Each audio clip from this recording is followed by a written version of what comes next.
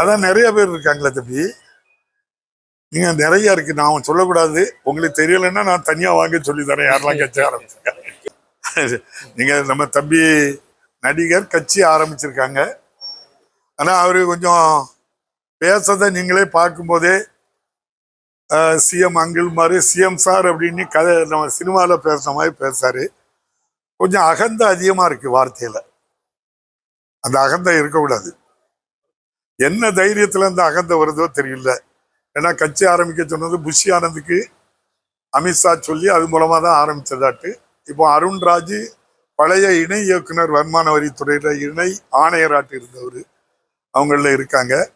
அவங்க தொடர்புல ஒன்றிய ஆட்சியில் இருக்கின்ற அமித்ஷா அவர்கள் பாரத பிரதமருடைய கைடன்ஸோட கட்சி ஆரம்பிச்சதாட்டு பல பத்திரிகைகள் ஊடகங்கள்ல செய்தியை பரப்பிட்டு இருக்கிறாங்க. பரப்பல, அந்த செய்தியை சொல்லிட்டு இருக்கிறாங்க.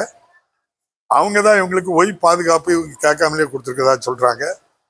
அவங்களுக்கு தனி விமானமே கொடுத்துருக்கதா சொல்றாங்க ஒன்றிய அரசு மூலமா. எனக்கு தெரியல தம்பி, அவங்க சொன்னதை தான் நான் சொல்றேன் அப்படி சொல்லியிருக்காங்க. அதனால பின்புலத்துல அவங்க இருக்க தைரியத்துல அந்த அகந்தையில பேசுறது மாதிரி பல பேர் சொல்றாங்க. அதுக்கு உதாரணம், எனக்கு தேர்தல் நான் ஒரு பிரச்சாரத்துக்கு வந்தேன் அப்படின்னா எனக்கு இவ்வளவு கண்டிஷன் போலீஸ் போடுது.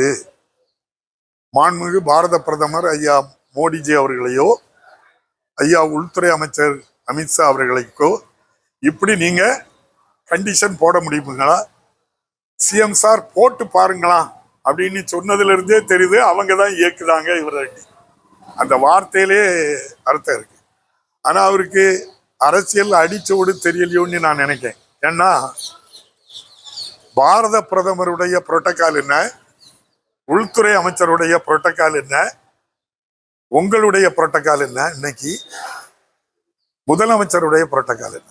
அப்போ ஒரு பாரத பிரதமரோ உள்துறை அமைச்சரையோ முதலமைச்சரையோ பேசும்போது கண்ணிய குறைவான வார்த்தைகளை பயன்படுத்துவதை தவிர்க்கணும். மாண்புமிகு முதலமைச்சர் அவர்கள்னு தான் சொல்லணும். அந்த வார்த்தை மாண்புமிகு பாரத பிரதமர்னு தான் சொல்லணும்.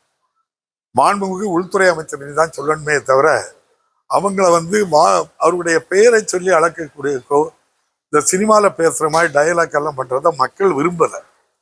ஏன் இப்படி ஒரு சிறுபிள்ளைத்தனமா பேசுறாங்க, ஏன் இவ்வளவு புரியாம பேசுறாங்கன்னு தான் மக்கள்